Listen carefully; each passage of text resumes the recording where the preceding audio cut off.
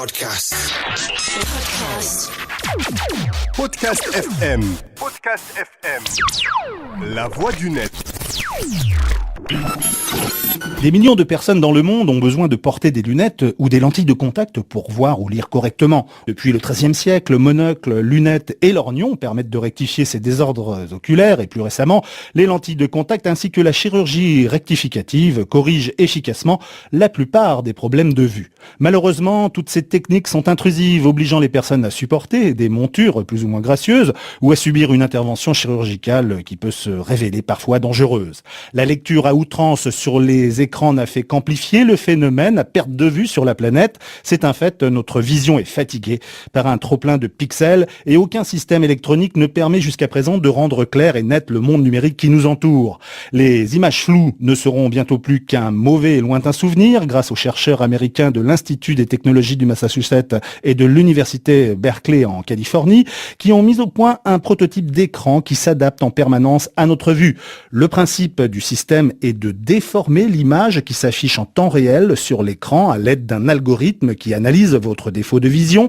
Les scientifiques se sont intéressés en premier à la myopie. L'appareillage se compose d'un film plastique transparent constellé d'une multitude de petits trous que l'on place devant l'écran de l'utilisateur. L'ordinateur calcule la trajectoire de chaque point lumineux en déformant leur trajectoire quand il passe dans le filtre afin de recréer une image nette pour l'observateur.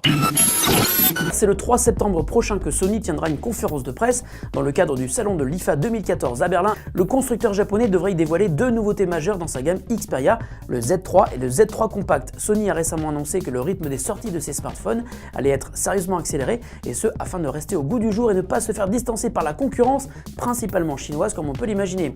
Le Z3 devrait être une douce évolution du Z2, on ne sait pas encore grand chose, mais il semble que les spécifications techniques soient quasi identiques au Z2, mais dans un smartphone plus fin et plus léger. Vous vous êtes toujours demandé combien il y avait d'autres personnes à travers le monde qui, comme vous, tapotent au même moment sur l'ordinateur. Sachez qu'il existe un site pour y répondre. Chouette. Ça se passe sur pennystock.la, site qui recense toute l'activité du web en chiffres et en direct.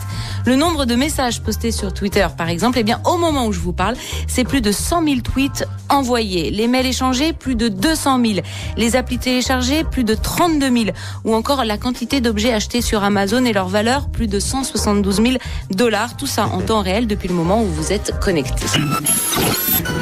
Monkey King Online est un MMORPG free-to-play jouable sur navigateur web qui s'inspire du récit Le Voyage en Occident. Si vous êtes un fan de Dragon Ball, vous connaissez forcément cette histoire, puisque le manga et l'anime d'Akira Toriyama s'en réclament. Monkey King Online vous plonge donc dans la littérature chinoise en vous proposant d'incarner l'un des 4 héros du Voyage en Occident, dont le roi des singes.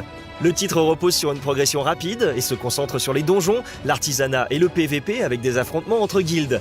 La bêta est ouverte, les inscriptions se font sur le site officiel.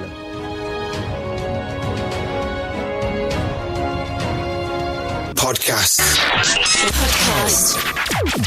Podcast FM. Podcast FM. La voix du net.